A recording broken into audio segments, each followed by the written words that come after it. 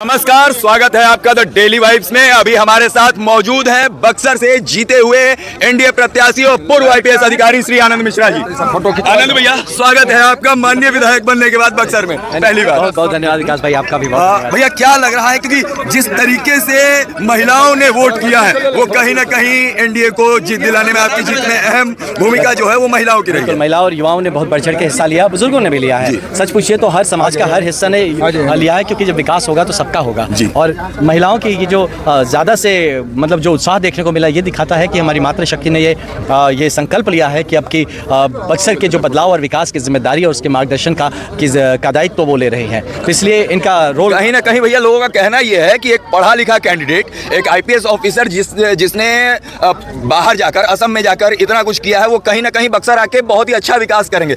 उस सोच को आप कहाँ तक देखते हैं, वो पूरा होगा? बिल्कुल बिल्कुल होगा, क्योंकि मेरा और कोई दूसरा उद्देश्य ही क्या है यहाँ पे विकास के अलावा, कोई दूसरा उद्देश्य तो है नहीं। और ये एक बहुत बड़ा मंच है भारतीय जनता पार्टी का, एनडीए का, और इतनी मजबूत सरकार जब बिहार को दिया है हमारी जनता ने, और इसके बाद भी अगर हम ना कर पाए मेरे भाई, तो फिर कोई नहीं कर पाएगा।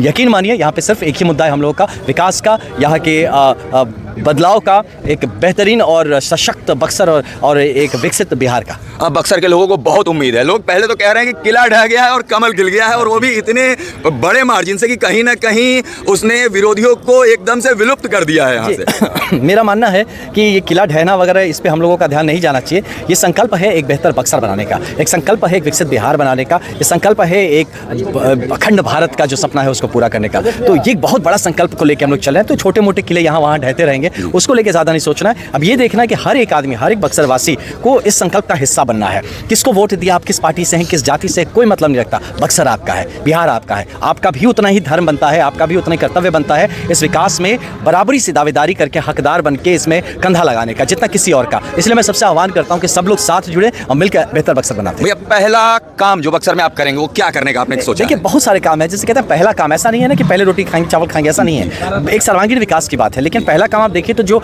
जंग लग गया था सिस्टम में, मतलब एक जो भी कह लीजिए कमीशन खोरी के कारण से या वॉट एवर रीजन, वो बंद होगा बक्सर में 100%। ये तो आप ये मतलब देखिए, कमीशन खोरी बंद होना, भ्रष्टाचार कम होना, ये मैं चाहता हूँ। इसको आप मेरे कृत्य में मत गिनिए, ये आपने किया, ये तो मिनिमम है, तो होना ही चाहिए। ये देखने को मिल रहा है बक्सर वासियों को। तो ये तो होगा ही, इसके लिए तो बात ही नहीं करना है कि अब कमीशन खोरी घुसखोरी तो सोच ही नहीं सकते आप यहाँ पे जब तक हम हैं, है ना। इसके ऊपर क्या होगा उस पर बात किया जाए। एक चीज और जो युवाओं की मांग है कि जो यहाँ पे युवा इतने हैं जो कि पढ़ाई लिखाई कर रहे हैं, उन्हें मूलभूत सुविधाओं से अभी कहीं ना कहीं वंचित रहना पड़ रहा है, उनके लिए क्या सोचा? तो देखिए, युवाओं के लिए उनके जो पढ़ाई लिखाई की जो व्यवस्था है उसको हम कैसे सुदृढ़ कर सकते हैं। स्पेशली आप यहाँ से ग्रेजुएट होते हैं लेकिन आपको नौकरी नहीं मिलती। देखिए, नौकरी नहीं मिलने के दो कारण है। एक कि आपके पास सही डिग्री नहीं है या सही क्वालिफिकेशन है, दूसरा क्वालिफिकेशन है लेकिन जो स्किल चाहिए, जो प्रैक्टिकल स्किल चाहिए कुछ काम करने के लिए। आप इंजीनियर हैं लेकिन आप टेक्नोलॉजी नहीं समझते हैं, है ना। डिग्री है आपके पास लेकिन वो, तो उसमें क्या होता है, आप इंटरव्यू जाते छट जाते हैं, आपका सिलेक्शन नहीं हो पाता। तो स्किल डेवलपमेंट का काम कराएंगे। तो जो ब्रिजिंग जो एरिया है, जो स्किल डेवलपमेंट आपको इंडस्ट्री के लिए रेडी करना, उस पर हम एक इमीडिएट फोकस करेंगे। साथ ही जो पढ़ाई लिखाई के लिए या सिविल सर्विसेज के लिए तैयारी कर रहे हैं, किस तरह के एग्जाम,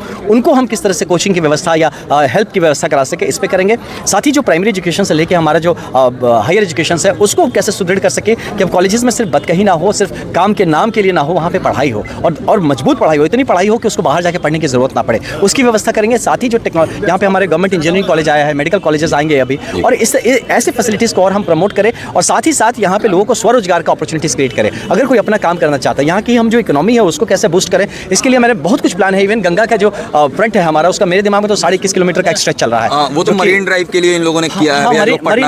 मरीन ड्राइव एक कंसेप्ट है, वो अच्छा है, लेकिन मेरे दिमाग में उससे 5 गुना ज्यादा कुछ चल रहा है। एक और प्रॉब्लम जो कि बहुत बड़ी प्रॉब्लम है बक्सर की, कि सारा कचरा और जो गंदा पानी है वो बह रहा है, उसे किसी तरीके से बंद कराने की मांग है।